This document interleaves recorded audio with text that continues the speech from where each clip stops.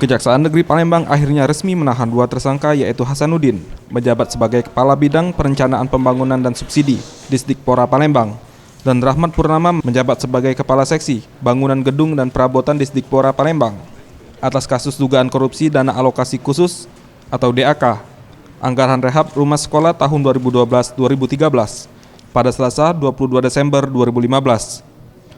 Setidaknya selama 8 jam, Kejari Palembang memeriksa kedua tersangka sebelum melakukan penahanan.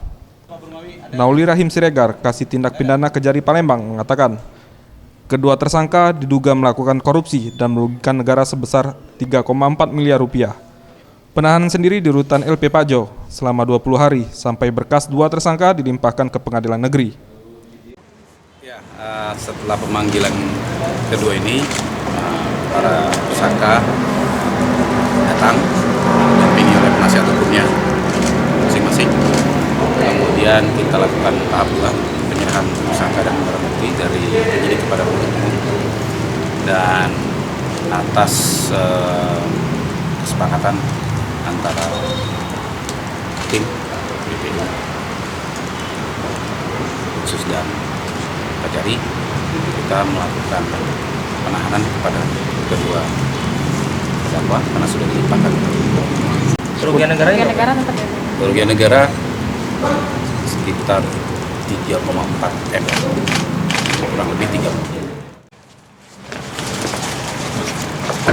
Sementara itu, Eka, kuasa hukum tersangka, mengaku kecewa terhadap tindakan Kejari Palembang yang melakukan penahanan. Menurutnya, kliennya sudah sangat kooperatif untuk memberikan keterangan. Tindakan selanjutnya, pihaknya akan melakukan penangguhan penahanan. Dengan yang bapak-bapak. Tapi ya kita sebagai pengacaranya kecewa ya, karena saya rasa sih Pak Rahmat itu kan kooperatif gitu. Terus pembuktian siapa maksudnya? Aku tidak perpanjang lagi pertanyaan itu ya, karena sudah ada surat itu kan. Yang jelas kami sebagai pengacaranya kecewa ya. Ya kalau menurut itu kan dia pasti kooperatif ya Pak ya. Yang jelasnya kalau menurut aturan undang-undang dia tidak menghilangkan barang bukti, tidak akan mengulangi perbuatan itu kan ya. Dan bersedia dipanggil setiap saat kan, kalau menurut aturan undang-undang. Untuk agenda sidang sendiri, pihak Kejari Palembang akan berkoordinasi dengan Pengadilan Tinggi Palembang. Farel Dwi Satria, Septiawan Rizky, Sriwijaya TV.